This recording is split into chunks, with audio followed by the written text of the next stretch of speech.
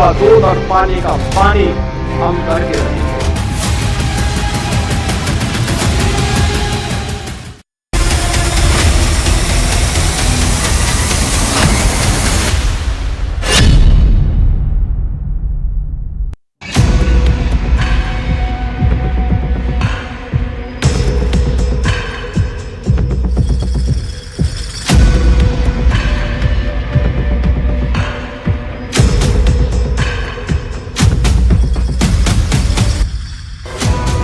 यही वो चेहरे हैं जिन पर आरोप है कि रामधन की लूट को सालों से अंजाम दे रहे थे।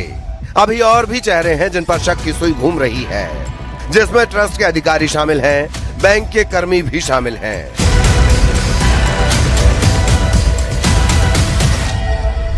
वैसे तो इस लूटकांड को शुरुआत में ही सूंघ लिया गया था, लेकिन नजरअंदाज किया गया और फिर उसे ट्रस्ट के जिम्मेदार लोग ढकने में लग गए या फिर उसमें खुद शामिल हो गए। लेकिन मई 2026 की शुरुआत में मंदिर के ही एक पूर्व अकाउंटेंट इंचार्ज महिपाल सिंह ने इस महालूट का भंडाफोड़ कर दिया।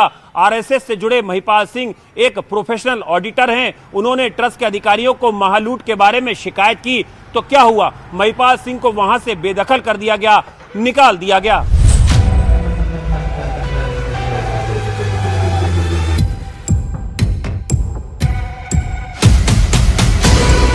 दरअसल मई के महीने में देखा गया कि दान पेटियों से जितना कैश निकल रहा है, बैंक के लेजर में उससे बहुत कम रकम दर्ज हो रही है। दावे तो ये भी हैं कि इस चोरी को छिपाने के लिए मंदिर में लगे सीसीटीवी कैमरों की 8 महीने पुरानी फुटेज तक डिलीट कर दी गई।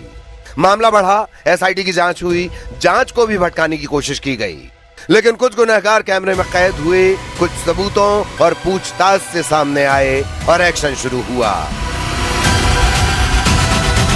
मैंने कहा था दूध का दूध और पानी का पानी हम करके रहेंगे। जन आस्था के साथ खिलवाड़ स्वीकार्य नहीं। सनातन आस्था के साथ जो भी खिलवाड़ करेगा उसका भुक्तभोगी होगा। किसी को छूट नहीं दी जा सकती।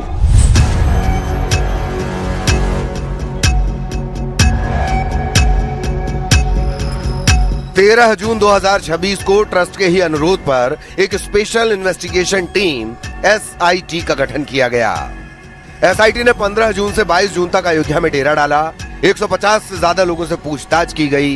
एसआईटी को पता चला कि नेटवर्क इतना शातिर था कि इन्होंने सीसीटीवी कैमरे की 45 दिन की रिकॉर्डिंग लिमिट का फायदा उठाया, क्योंकि 45 दिन बाद डेटा अपने आप ओवरराइट हो जाता था। जब एसआईटी ने हिडन कैमरों की मदद ली तो 27 अप्रैल 2026 से 5 जून 2026 के बीच ही चोरी और गबन की 70 घटनाएं कैमरे में कैद मिली। 23 जून 2026 को एसआईटी ने अपने 20 पन्नों की प्रारंभिक रिपोर्ट यूपी सरकार को सौंप दी। इस रिपोर्ट में साफ लिखा था कि यह कोई छोटी चोरी नहीं बल्कि एक ऑर्गेनाइज्ड क्राइम है, जिसमें बैंक और ट्रस्ट के निचले स्तर से लेकर ऊपर तक की जानबूझकर की गई लापरवाही शामिल है। ये 8 लोग कोई बाहर के चोर नहीं थे। ये वही लोग थे जिन पर भगवान के खजाने की रखवाली की जिम्मेदारी थी, जिसमें पहले नंबर पर नाम है रमाशंकर यादव उर्फ टीनू यादव का। ये इस पूरे खेल का सबसे पावरफुल मोहरा था। टीनू कोई आम कर्मचारी नहीं था, बल्कि ट्रस्ट के महासचिव चंपत राय का पूर्व ड्राइवर था, जिसके पास अनाधिकारिक रूप से हुंडी यानी खजाने की चाबी भी थी। चंपत राय ने मंदिर की दान पेटियों की चाबियां अपने ड्राइवर को सौंप रखी थी। एसआईटी की रिपोर्ट आ गई, उसमें कुछ लोगों के नाम हैं, कुछ एविडेंस है, एफआईआर होनी चाहिए। मेरी संतुष्टि ये है कि जब ट्रस्ट के लोगों को उन नामों की जानकारी मिली तो उसके बाद में उन्होंने एफआईआर फाइल करने में 1 दिन की भी देरी नहीं लगाई। तो इस ट्रस्ट ने तो बहुत पाप किया है। चंपत राय जी ने स्वयं बहुत बड़ा पाप किया है।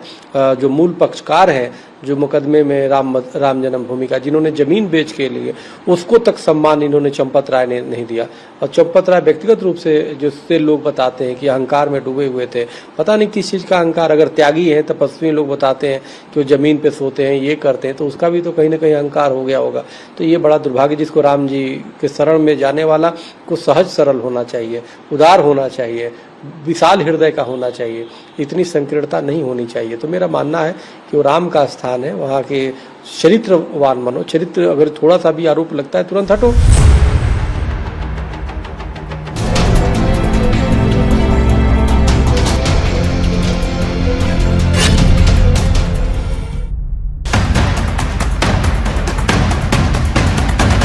दूध का दूध और पानी का पानी हम करके रहेंगे।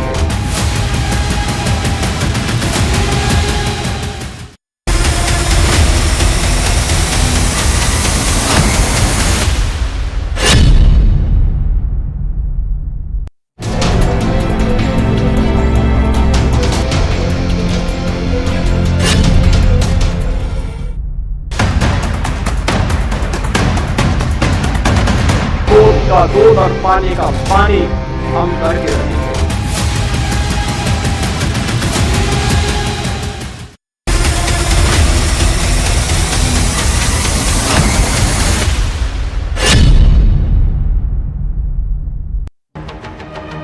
चंपत राय का ड्राइवर टिन्नू बिना किसी रोक टोक के मंदिर में घूमता था और रसूख का इस्तेमाल कर अपने लोगों को नोट गिनने की टीम में घुसाया। दूसरा मजबूत किरदार है अनुकल्प मिश्रा, जिसे मास्टरमाइंड माना जा रहा है और ट्रस्टी अनिल मिश्रा का रिश्तेदार बताया जाता है, जिसने अचानक संपत्तियां बना ली। नोएडा में फ्लैट, कई जमीनें, बड़े बड़े आयोजन करवाए। तीसरा किरदार लवकुश मिश्रा, अनुकल्प मिश्रा का जीजा, जो कार मैकेनिक था, जो दान के पैसे गिनने का काम करता था। इसके घर रेड में दान के पैसे बरामद हुए हैं। इसने हाल ही में 40 लाख का एक प्लॉट भी खरीदा है। चौथा किरदार है रमाशंकर मिश्रा उर्फ रवि मिश्रा, अनुकल्प का पिता। इसी ने अपने बेटे और दामाद दोनों को इस काउंटिंग सिंडिकेट में सेट किया। पांचवा किरदार है मनीष यादव, जो टीनू यादव का भतीजा है। इसके घर से चोरी का पैसा बरामद हुआ है। वहीं छठवां किरदार करुणेश पांडे इस पूरे गिरोह का अकाउंटेंट था, जो रसीदों और वाउचर में हेरा फेरी करता था, ताकि कागजों पर और इंटरनल ऑडिट के दौरान सब कुछ एकदम सही दिखे और चोरी का पता न चल सके। अयोध्या के पाताल लोक में कई अहिरावण हैं। राम मंदिर में दान की चोरी में बैंक के कर्मचारी भी शामिल हैं। सातवां आरोपी सुभाष चंद्र श्रीवास्तव, जो एक रिटायर्ड बैंक कर्मचारी है, जिसे पिलग्रिम फैसिलिटी सेंटर में काउंटिंग रूम का इंचार्ज बनाया गया था। नियम था कि नोट गिनने वाले कर्मचारी बिना जेब वाले कपड़े पहनेंगे, लेकिन सुभाष की शय पर ये लोग आम कपड़ों में काम करते थे। आठवां आरोपी है अविनाश शुक्ला, मंदिर का परिचारक यानी अटेंडेंट, जो सीधे तौर पर कैश की हेराफेरी में शामिल था। जब इसके बैंक खाते की जांच हुई तो सीधे 5 लाख रुपए बैंक अकाउंट में जमा मिले।